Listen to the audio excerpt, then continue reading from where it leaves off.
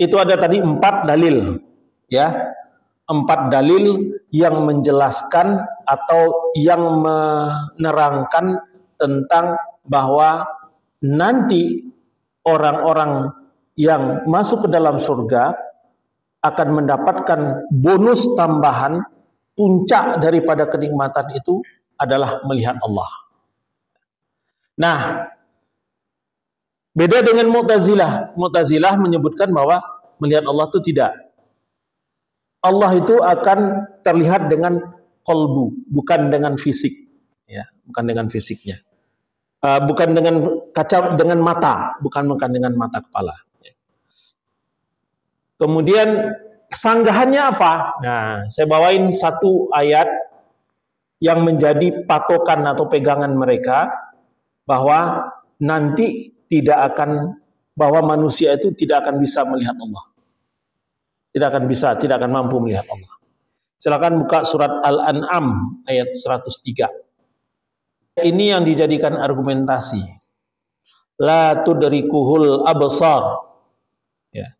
Dia tidak dapat dicapai oleh penglihatan mata.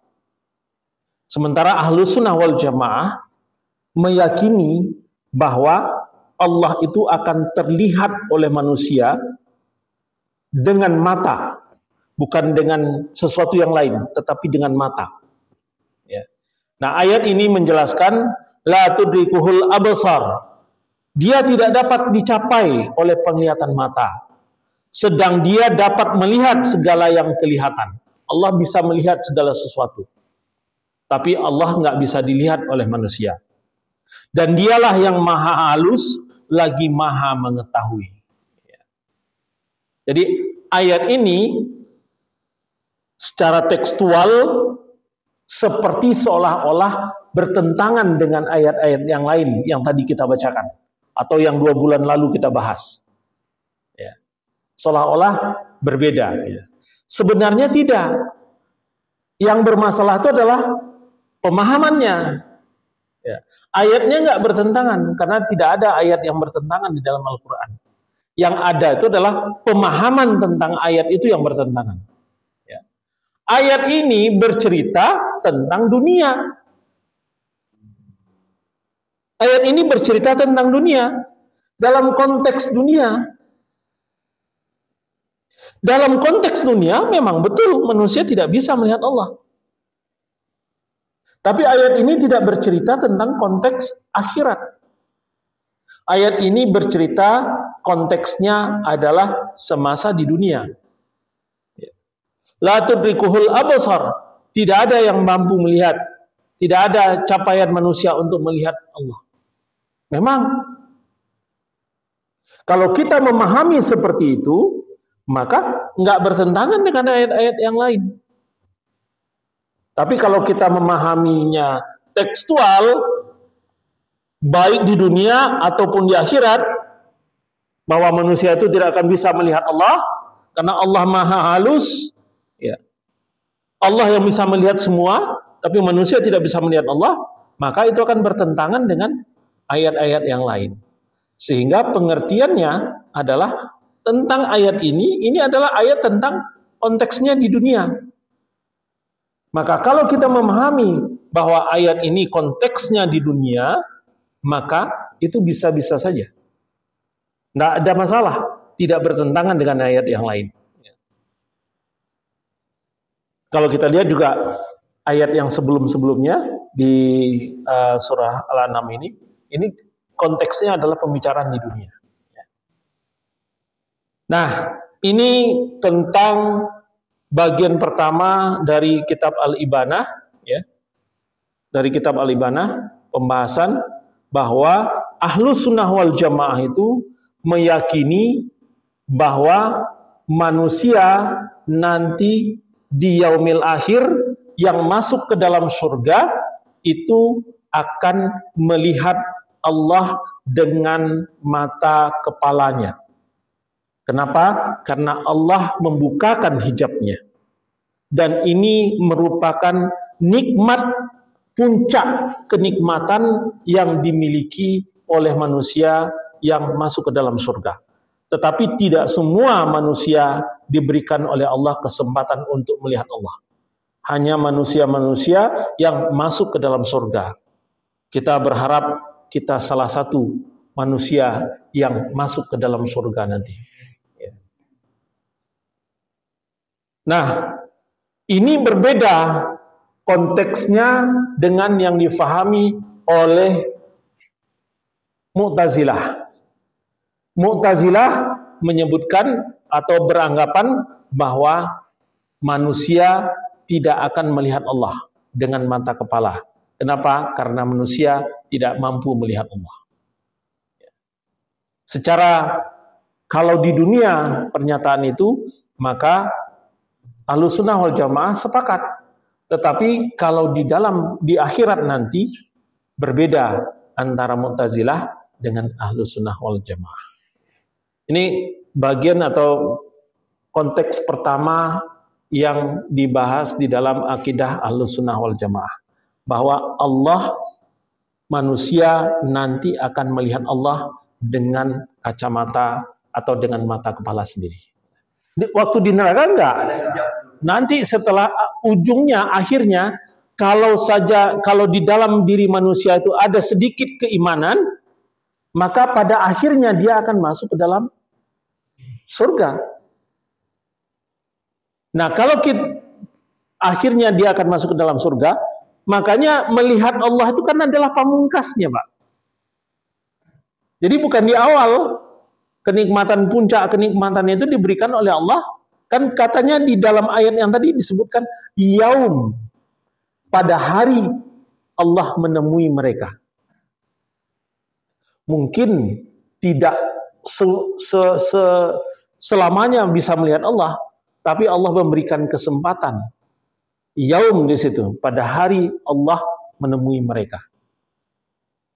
Allah memberikan kesempatan, dan puncak kenikmatan itu biasanya kalau puncaknya itu kan terakhir, Pak. Udah nggak ada lagi. Ya, udah wisuda. Kemungkinan insya Allah, walaupun dicelup dulu, tapi kalau bisa jangan dicelup dulu lah ke dalam neraka.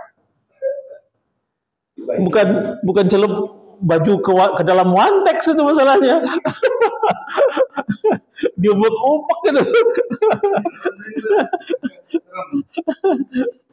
Insya Allah kita yang tidak mensyarikatkan Allah, tidak syirik kepada Allah, insya Allah akan melihat wajah Allah. Jangan membayangkan berkomunikasinya itu seperti saya ngomong dengan Pak Idra, ya. Jangan membayangkan berkomunikasinya seperti itu. Itu komunikasi yang berbeda, ya. Komunikasi yang berbeda. Dalam arti kata komunikasi yang berbeda itu bukan bahkan mata tidak bisa melihat Allah, tentu saja mulut tidak bisa bicara dengan Allah seperti halnya kita bicara seperti ini. Berbicara iya, meminta iya, menghadap kepada Allah, kemudian ada tabir kalau Rasulullah. Yang paling tinggi itu tingkatnya adalah Rasulullah. Ya. Yang paling tinggi tingkatnya pada Rasulullah. Kalau Nabi Musa kan dia hanya sampai ke Bukit Tursina, ya. Kemudian dia memunajat kepada Allah, ya Allah, coba lihatkan. Enggak sampai dia ke Sidratul Muntaha. Ya. Rasulullah sampai ke Sidratul Muntaha. Berkomunikasi iya dengan Allah. Ya. Berkomunikasi iya. Inilah yang digambarkan di dalam sholat. Pada waktu kita tahiyat akhir, tahiyatul mubarakatus salawatut thayyibah, itu adalah komunikasi Rasulullah dengan Allah. Tergambarkan di dalam ayatnya. Nah, berkomunikasi iya. Semua nabi berkomunikasi dengan Allah. Ada yang komunikasinya satu arah, ada yang komunikasinya dua arah. Dua arah itu apa? Dalam bentuk doa. Itu komunikasi. Kita pun diberikan kesempatan oleh Allah untuk berkomunikasi. Kita komunikasi loh dengan Allah. Alif lam mim dzalikal kitabu la raiba fihi hudal lil muttaqin. Ini komunikasi Allah. Allah katakan bahwa ayat ini, Al-Qur'an ini, dzalikal kitabu la raiba fihi, tidak ada keraguan di dalamnya untuk petunjuk bagi orang-orang yang bertakwa. Kemudian Allah sebanyak ribuan ayat menyampaikan apa yang dikatakan oleh Allah melewati Rasulullah. Ini komunikasi baru satu arah dari Allah. Kemudian komunikasi kita dengan Allah. Doa. Komunikasi kita dengan Allah, Allah mengijabah doa kita, mendengar doa kita. Ini komunikasi. Jadi komunikasi bukan hanya Nabi yang bisa berkomunikasi dengan Allah, manusia pun bisa berkomunikasi dengan Allah. Allah mengatakan, "Ud'uni astajib lakum." Berdoalah kepadaku. Aku jawab doa itu. Bentuk komunikasi yang lain apa? Di dalam sholat, itu komunikasi kita dengan Allah. Setiap ayat Al-Fatihah yang dibacakan orang yang sholat, dijawab oleh Allah. Itu komunikasi dengan Allah. Itu sebabnya kalau baca Al-Fatihah itu jangan ngebut. Ini dalam bahasa main-mainnya. Allah nggak sempat Allah ngejawab ntar gitu loh. Kalau ngebut bacanya gitu kan. Setahap demi setahap saja, pelan-pelan ya. Nikmati seayat demi seayat. Itu sebabnya Al-Fatihah itu kalau bisa jangan disambung. Putus sampai mana dia berhenti. Kenapa? Karena ada hadis, dalil yang menjelaskan, hadis qudsi ini, menjelaskan bahwa setiap ayat yang dibaca, atau setiap ayat yang dibaca dalam surat Al-Fatihah di dalam sholat, itu dijawab oleh Allah. Dijawab oleh Allah. Itu komunikasi. Jadi bukan hanya Nabi Isa, Nabi Muhammad, dan Nabi Musa saja yang berkomunikasi dengan Allah. Tetapi kita umat manusia bisa berkomunikasi dengan Allah. Berdoa kita itu komunikasi kita dengan Allah. Allah membukakan jalur. Tapi jangan minta melihat Allah selama di dunia.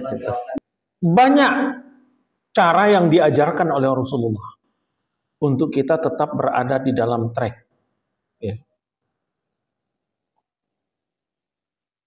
Itu hadis itu mengatakan bahwa perbanyaklah sholat malam, perbanyak zikir kepada Allah, berteman dengan orang-orang yang mengajak kepada kebaikan.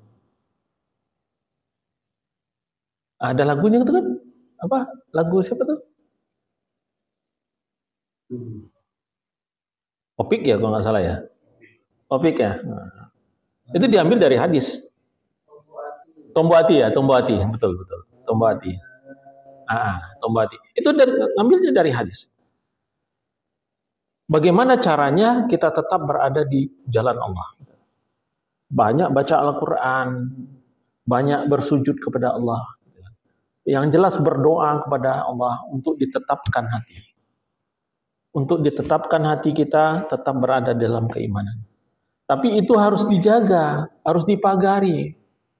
Ya, nggak bisa dilepas. Karena kalau dia dilepas, yang namanya nafsu itu masuk, Pak. Siapa orang yang nggak bisa, yang terlepas dari godaan nafsu? Nggak ada.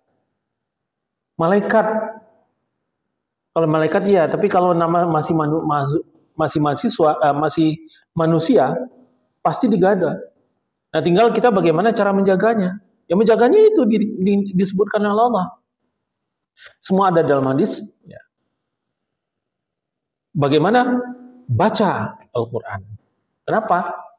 Allah katakan di awal-awal tersebut kan, "Dzalikal kitabu la raiba fihi hudal lil muttaqin."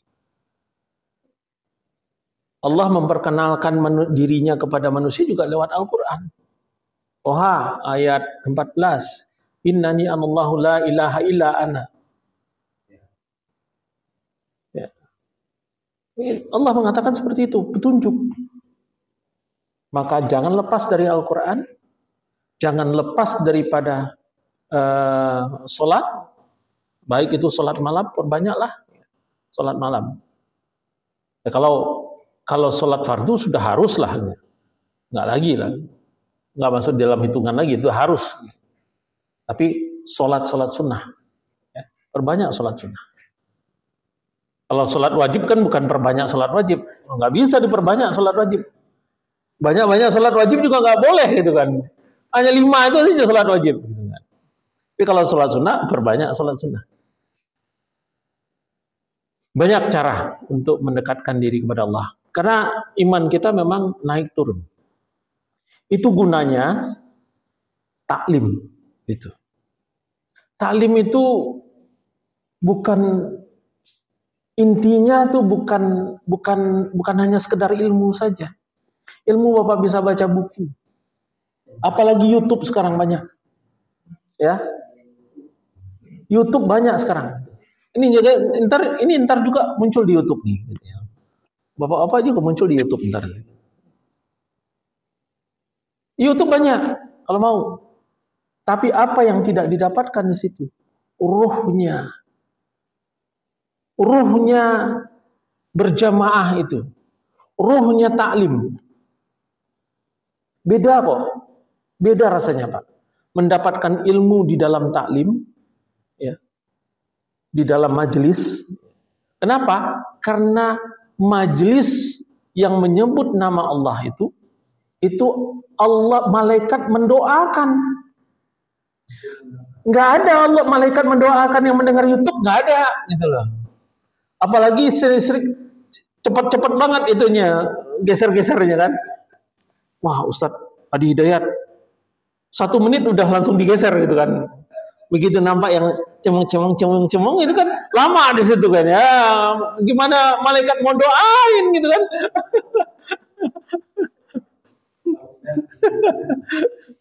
Kan sekarang banyak tuh. Cuma modal di foto di depan kamera begini aja kan. Apalagi TikTok, sudahlah.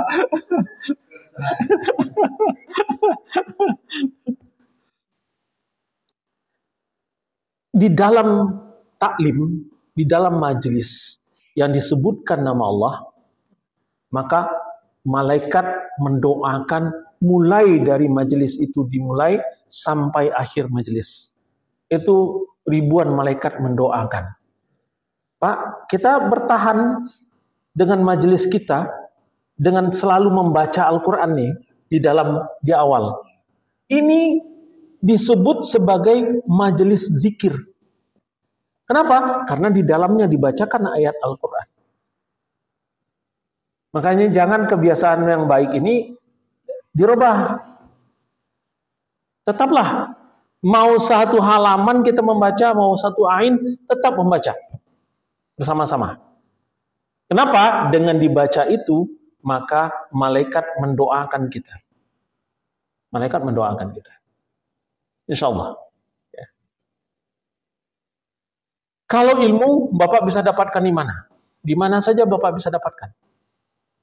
Ya, tinggal menyaringnya saja. Ya, tinggal menyaringnya saja. Tetapi kalau majelis, rohnya itu selalu ada. Maka hadirilah majelis-majelis.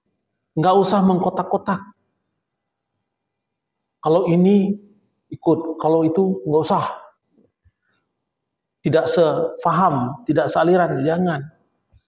Belajarlah. Majelis. Gitu. Jadi jangan dikotak-kotakkan majelis itu. Kalau ya majelis, kita ikut majelis ini, ikut, belajar. Tinggal kita nyaring saja, gitu. Kita saring saja. Mana yang perlu diambil, mana yang tidak. Insya Allah keberkahan selalu ada di dalam majelis taklim. Ya. Majelis zikir, majelis taklim. Kalau di dalam ayat-ayat Al-Quran yang menjelaskan seperti itu, yang menjelaskan tentang melihat Allah itu, ini di penafsirannya adalah semua yang masuk ke dalam surga itu akan melihat Allah. Kenapa? Karena itulah nikmat terpuncak yang akan diberikan oleh Allah kepada manusia. Ya. Jadi bukan hanya orang yang ada di surga Firdaus saja, tetapi surga-surga yang lain juga sama. Yang penting dia adalah orang yang masuk ke dalam surga.